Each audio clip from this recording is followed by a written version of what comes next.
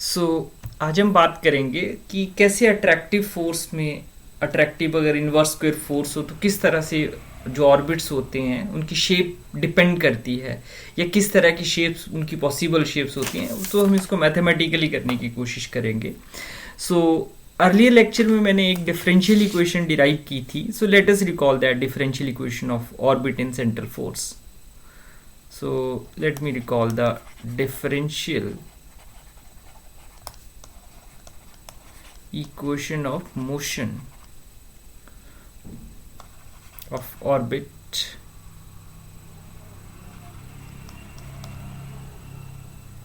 in central force, rather than of, let me call it the equation of motion for orbit in central force. Equation which we have derived d square u over d theta square plus u is equal to minus mu upon L square u square, and force is basically function of 1 upon u. Here 1 upon u is basically r, right? And let us recall that the force which we are considering, because it's a central attractive force, so that means let us recall gravitational force. So gravitational force जो थी उसको हम कैसे लिख सकते थे, minus G M one M two upon R square, but R जो था वो 1 अपॉन यू है, so if I apply this value here, so इसको मैं लिख सकता था minus G M one M two into U square, and let us call this quantity as K. So it can be written as minus K U square. So ये हमारे पास force आ जाती है, and it is basically a function of U. So this is it. So ये value हम यहाँ पे सब्सटीट्यूट करेंगे. सो ये इक्वेशन क्या बन जाती है, D square U over D theta square plus U is equal to minus mu and L square U square, and force is basically minus K U square. ये हमारे पास यहाँ पे इक्वेशन आ जाती है, right.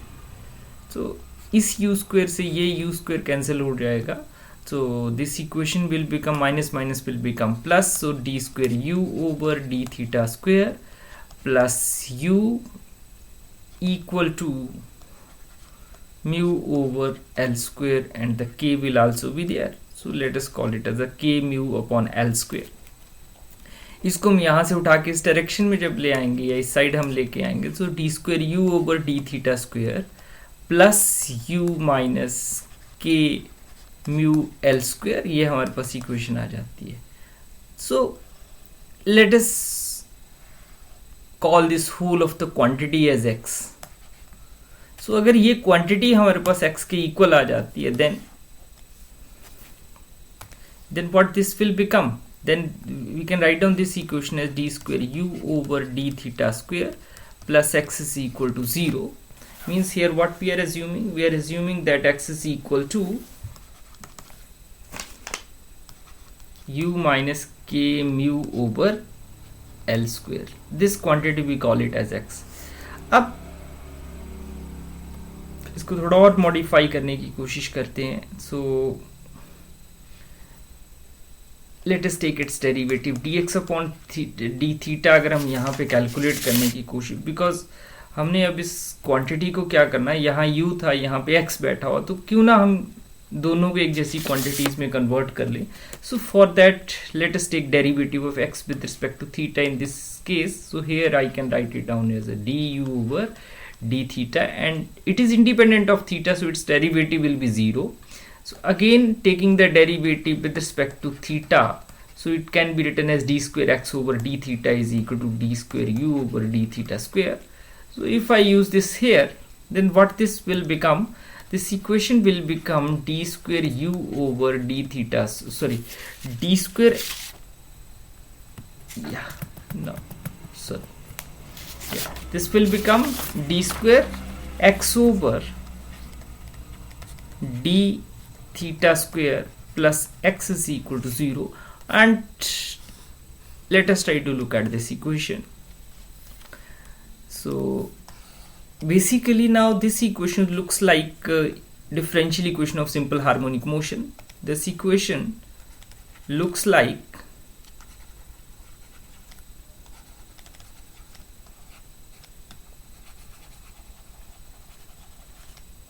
differential equation of motion for simple harmonic motion, it's that type of equation, then we can write down its possible solutions. And the possible solutions of this type of equations are, say it is a cos theta, this is also one of the solution, a sin theta may be its solution. And in some text people write down either this solution or this solution, or in some text you will see cos theta minus theta naught, or a sin theta minus theta naught. Even some books you will get the solution plus minus iota theta form. There are various possible solutions for this equation, but here why we are considering only this part. Why we are considering? Because last में हम क्या करेंगे, इसको relate करेंगे equation of conic के साथ. सो keeping that in mind हम इसको जनरल इक्वेशन ऑफ जो कोनिक थी उसके साथ रिलेट करने की कोशिश करेंगे. सो keeping that thing in mind हम इसका जो जनरल सॉल्यूशन है वो हम एज्यूम कर लेते हैं, या ये मान लेते हैं let its general solution will be, और या जनरली डायरेक्ट हम लिख सकते हैं and its general solution will be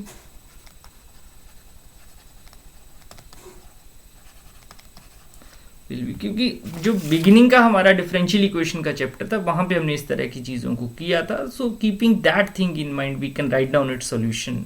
और इसका जो सॉल्यूशन हम लिख रहे थे x is equal to a cos theta minus theta naught. Last में जब हम कोनिक की बात करेंगे तो वहां पे एकदम क्लियर हो जाएगा that why we are writing it in this form, right. So ये हमारे पास यहाँ पे सॉल्यूशन आ जाता है. But what is x? What is the value of x which we have chosen? So x क्या था?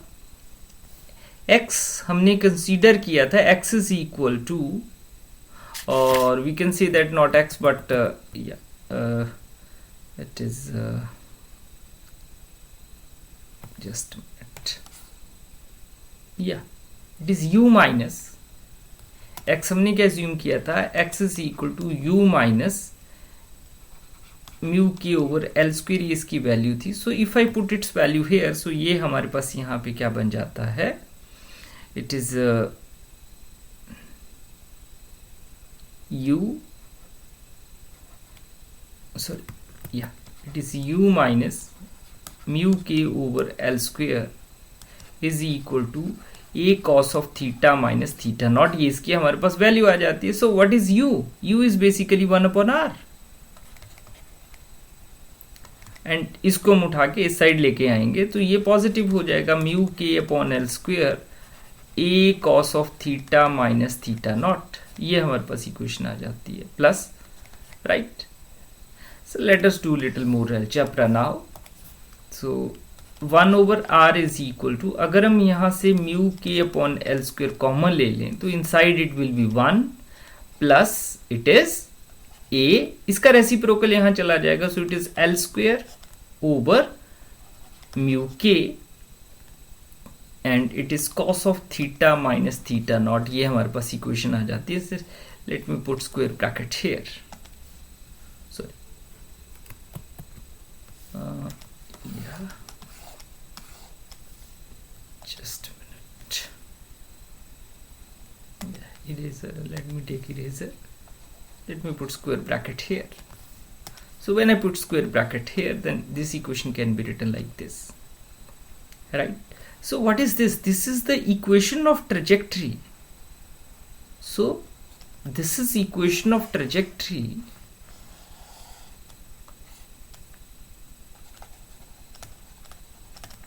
This is equation of trajectory of a body moving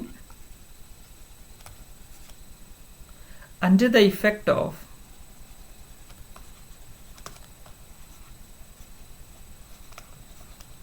inverse square force field.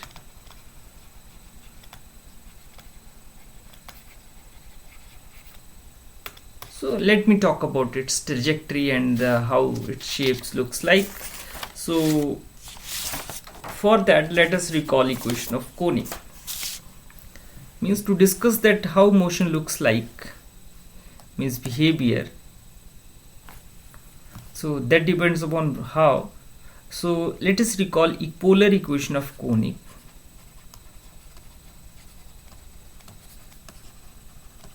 And the general polar equation of conic, right?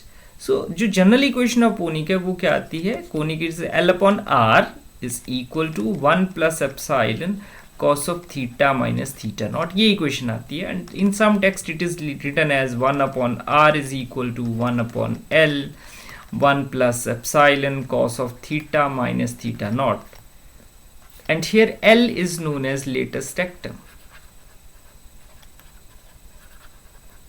तो जब हम parabola, ellipse, hyperbola की बात करते हैं या कोनिक सेक्शन की बात करते हैं तो वो टर्मिनोलॉजी हम वहां पे चेक करते हैं. इस तरह की टर्मिनोलॉजी हमारे पास आती है. और polar form equation of conic हमारे पास इस तरह से आती है, राइट? सो अगर हम इन दोनों इक्वेशंस को कंपेयर करें, if I compare these two equation, this is one equation, this is another equation, so that means 1 upon R जो था वो तो वैसे ही बैठा हो, but mu K upon L square 1 upon L की जगह बैठा, और एप्सिलॉन की जगह A L square upon mu K जो था वो बैठा हुआ है. So therefore if we compare these two equations, then what is eccentricity? This is known as eccentricity, and इसकी जो वैल्यू थी वो ये आएगी, it is a L square over mu के, और दूसरा था latus rectum that is 1 upon L, it is mu K upon L square. यहाँ पे ये टर्म बैठी हुई, सो यहाँ से मैं एल को कैसे लिख सकता हूँ? एल स्क्वेयर अब ओवर म्यू के. ये हमारे पास दो चीजें आती हैं. और कोनिक के अगर सॉल्यूशन की हम बात करें, if I talk about the conic, so that means अगर एप्सिलॉन की वैल्यू ग्रेटर देन 1 हो, there are different possibilities. Epsilon is greater than 1 और एप्सिलॉन की वैल्यू हमारे पास ये आई हुई है. सो इसकी बात हो रही है, और बोलते हैं if epsilon is equal to 1 और एप्सिलॉन इज लेस देन 1 और एप्सिलॉन इज इक्वल टू 0. इस केस में जो ट्रेजेक्ट्री होगी वो कैसी होनी चाहिए? तो जो मैथमेटिक्स की बुक्स में हमने चीजें डिस्कस की हैं या पढ़ी हुई हैं उसको हम यहाँ पे अप्लाई करने की कोशिश करेंगे. तो यहाँ पे ये चीज क्या आ जाती है? Here it is the hyperbolic in nature, it is hyperbolic in nature, and here it is the parabolic in nature, and here it is elliptical, and here it is circular. So अगर मैं इन motions की बात करूं तो elliptical और जो circular motion होता है, यहां पे मोशन क्या है? बाउंडेड है. Here the trajectory is bounded.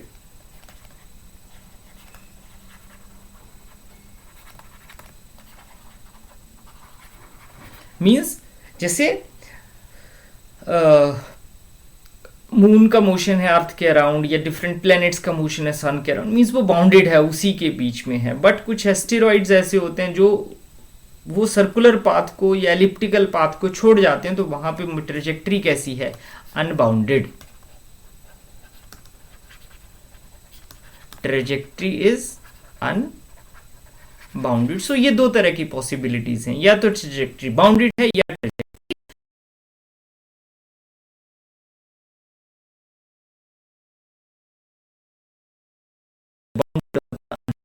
सो इस तरह से हमें ये यहाँ से एक आइडिया लगता है कि डिफरेंट टाइप के मोशन जो है वो पॉसिबल हैं जब कोई ऑब्जेक्ट जो था central force field, gravitational attractive force के अंडर इन्फ्लुएंस में मूव करता है, right? So that's all for this today's lecture.